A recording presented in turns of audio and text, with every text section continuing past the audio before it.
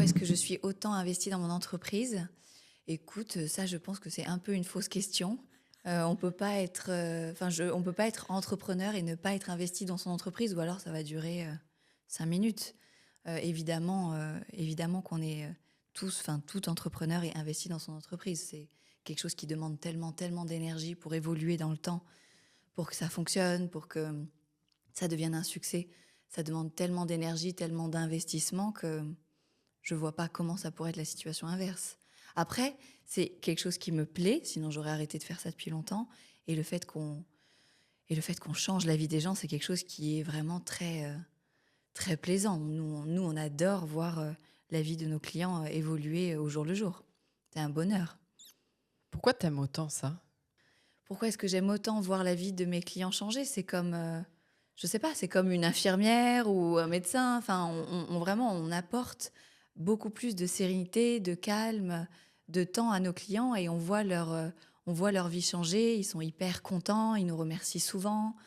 Euh, et de voir l'impact de son travail au jour le jour, et ça c'est rare, il n'y a pas énormément de jobs où tu peux voir l'impact concret de ton travail tous les jours, sur la vie des autres en tout cas, ça c'est hyper exaltant.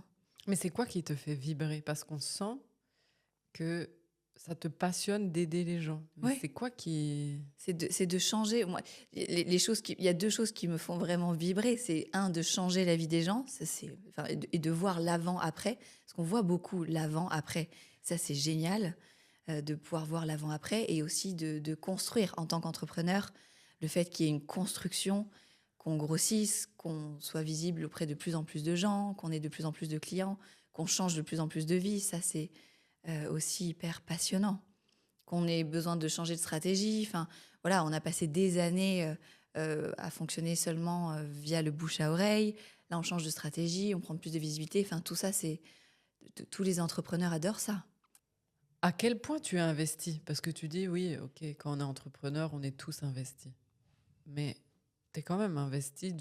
Tout le monde n'a pas ce niveau d'investissement.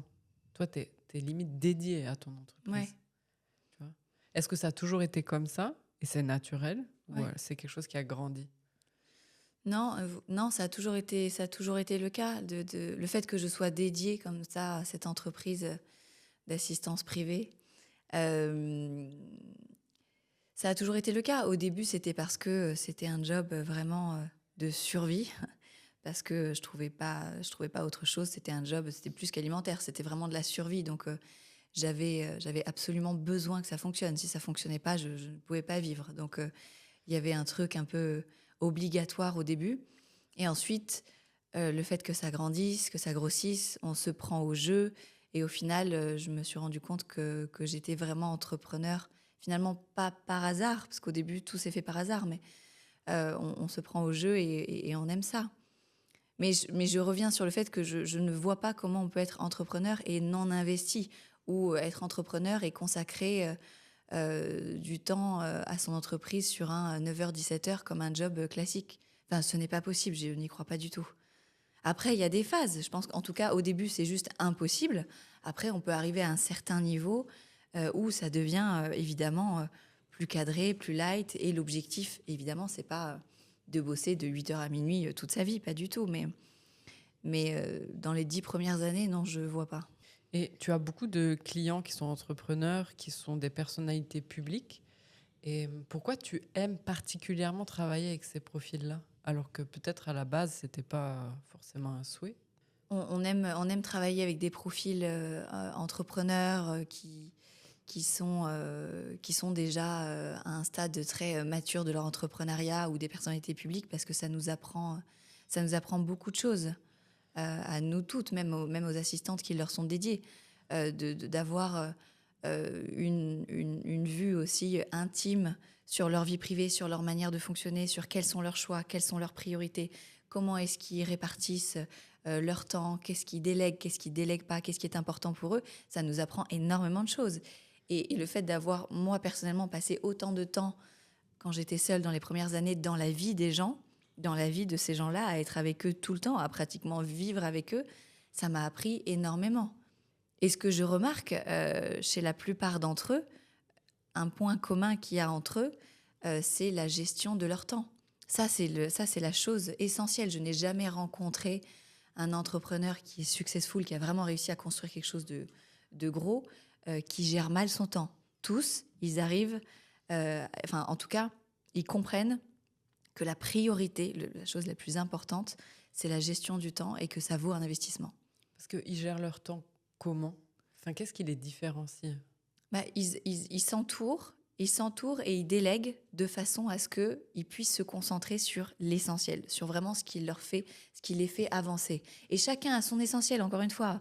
L'essentiel pour un entrepreneur, ça peut être de se concentrer sur le développement de sa société, trouver des clients, etc. Peu importe. Pour quelqu'un d'autre, ça peut être de passer du temps avec sa famille parce que ça fait 15 ans qu'elle n'a pas passé du temps avec ses enfants.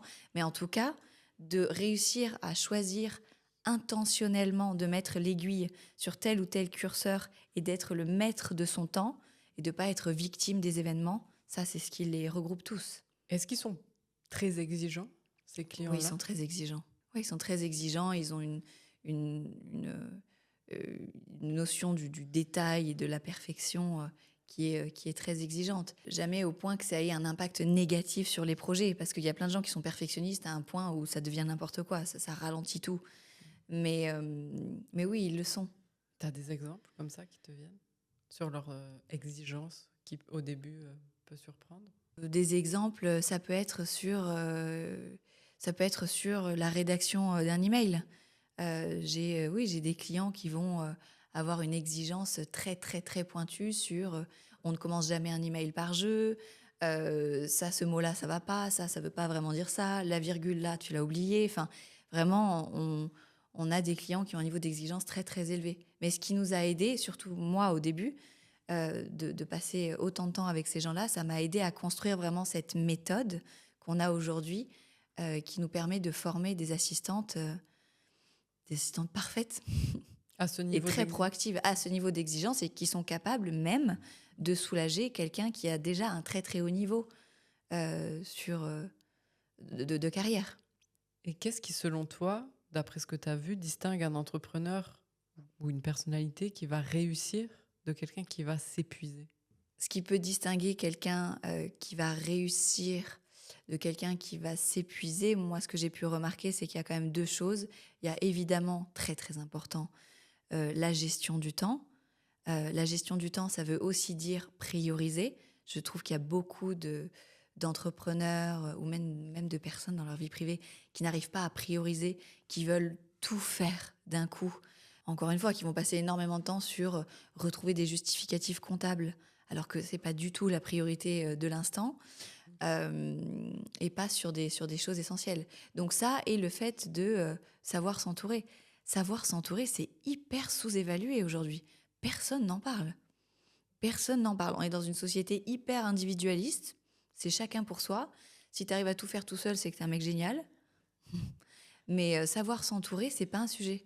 Alors que réellement, ce que j'ai vu, c'est que les gens qui sont le plus épanouis, le plus heureux, le plus successful dans le sens où ma vie me convient très bien, pas forcément dans le sens de l'argent, hein, c'est des gens qui ont su s'entourer, qui ont su déléguer, qui ont su prioriser, qui ont su prendre le temps quand il le fallait, et pas ceux qui ont bossé comme des malades en se disant je vais tout faire moi-même pour atteindre le top du top. Ça n'existe pas, ça.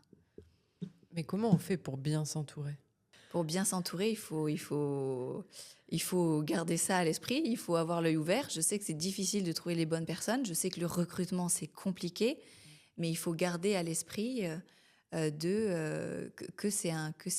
une des priorités. Mais même lorsqu'on n'a pas beaucoup d'argent, il faut trouver des solutions. Il faut trouver, je sais pas, des échanges avec quelqu'un. Il faut trouver des solutions.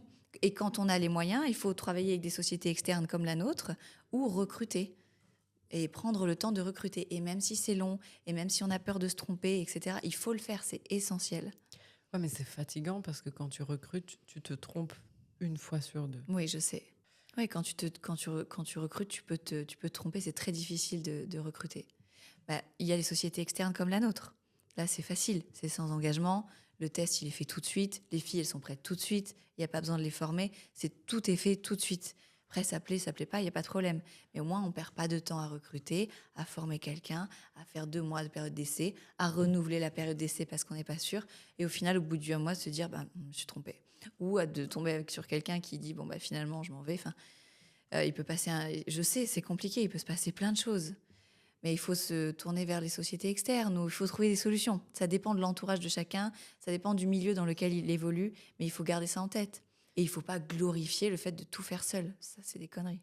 On est dans une ère de solopreneur, Ouais, solo business. C'est vrai que c'est très à la mode. ouais, Et finalement, il y a beaucoup de gens qui gagnent énormément d'argent seuls maintenant. ouais.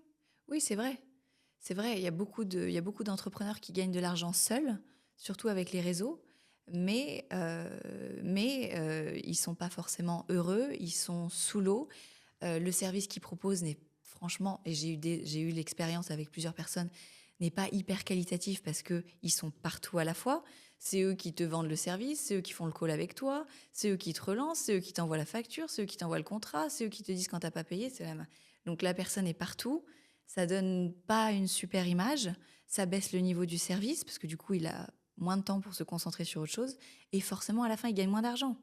Donc il a beau dire moi je suis tout seul, je gagne de quoi vivre, je suis trop bien, je me fais 10 000 par mois. Oui, mais bon, t'as pas le temps de partir en vacances, ton service il est moyen, tu perds 50% de ta clientèle. Enfin, il faut s'entourer et il faut que ce soit solide. Et ça aussi, il y a un risque là-dessus, c'est que ça peut s'effondrer beaucoup plus facilement. Il y a vraiment un risque que ça s'effondre. Moi, aujourd'hui, avec l'équipe, ma priorité, ça a été de renforcer la structure au maximum. Je sais que si je disparais 1 an, il n'y a aucun problème. Les filles savent tout faire. Tes clients, c'est aussi une partie des entrepreneurs, mais toi-même, tu es aussi entrepreneur. Oui. Du coup, comment toi, tu t'es entouré? En recrutant. En recrutant, quand j'avais pas les moyens, parce que j'ai passé des années et des années seule, j'ai passé 5, 6 ans seule. Au début, j'avais pas les moyens de recruter. J'ai une amie qui m'a rejoint et on a trouvé un deal ensemble. Elle était en statut d'auto-entrepreneur, elle travaillait pas tous les jours de la semaine. Enfin, mais je cherchais des solutions pour trouver de l'aide, pour réussir à me structurer. Enfin, il faut trouver des solutions. Il faut pas tout faire tout le temps tout seul. Et dès que j'ai eu les moyens, j'ai recruté. Et là, je continue au maximum. Et ça te coûte pas trop cher? Parce que souvent, recruter, on associe ça à j'augmente mes charges. Oui, bien sûr que ça coûte cher. Bien sûr que ça coûte cher, mais encore une fois, évidemment, ça dépend du business de chacun, hein. Il faut vraiment regarder les chiffres. Mais sinon, d'un point de vue quand même général, oui, ça coûte de l'argent, mais c'est ce que je vends aussi. Enfin, c'est ce que je vends à mes clients, c'est que investir de l'argent sur son temps, c'est essentiel. Ça me permet de passer mon temps sur les sujets les plus importants ou sur des sujets personnels, parce que, enfin, voilà, et d'avoir une vie beaucoup plus épanouissante. Et encore une fois, de solidifier une société qui, enfin, franchement, quel bonheur de se dire si demain je devais partir 1 an, tout irait bien, quoi.